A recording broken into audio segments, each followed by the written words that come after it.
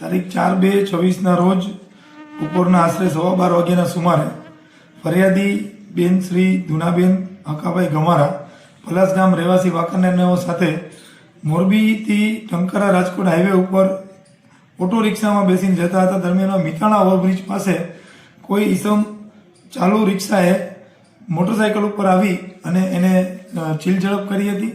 ચીલઝડપ દરમિયાન બેને પોતાનું ઘરેણું પકડી રાખતા અડધું ઘરેણું છે એ આરોપીના હાથમાં રહી ગયેલું હતું અને એ ચોરી કરી અને નાસી ગયેલો હતો.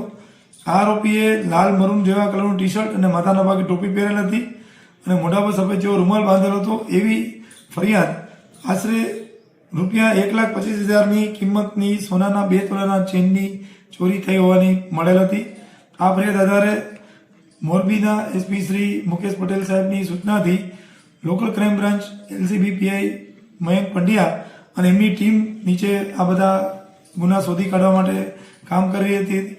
તે દરમિયાનમાં આ ગુનો આચરનાર માણસો અંગે સીસીટીવી અને ટેકનિકલ સોર્સ તેમજ હ્યુમન રિસોર્સિસથી માહિતી મેળવતા આ ઈસમ રાજકોટનો સંદીપ જીતેન્દ્ર પંડ્યા હોવાનું સામે આવેલ અને મકાને તપાસ કરતા આ માણસ પોતાના મકાને મળી આવેલ હતા.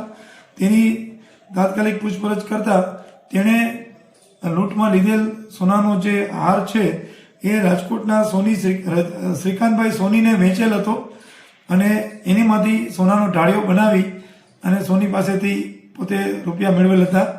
આ કામે આ સોનાનો જે ઢાળિયો છે એ 22 કેરેટનો હોય અને તેનું વજન 23.660 ગ્રામનું હોય, જેની બજાર કિંમત 3,31,000 ગણી અને કબજે કરવામાં આવેલ. તેમજ તેને લૂંટમાં મેળવેલા રૂપિયા 3 લાખ છે ઢાળિયાની બદલે એ પણ કબજે કરવામાં આવેલ છે. આ તમામ મુદ્દામાલ સાથે આરોપીને રિમાન્ડ માટે રજૂ કરવામાં આવેલ છે. રિમાન્ડમાં ખાસ કરીને જાણવાનું એ છે કે આ આરોપીઓએ સાંઠગાંઠ કરી અને બીજા ગુના આચરેલ છે કે કેમ અને ખરેખર આ જ ઘરેણાનો આ ઢાળિયો છે કે ઘરેણું ક્યાંય બીજે મૂકી અને ઢાળિયો રજૂ કરે છે તે અંગેની તપાસ ચાલુમાં છે. કયા સ્ટાફના ને રોકાયેલા એના વિશે જરા માહિતી ખાસ આ કામે ટંકારા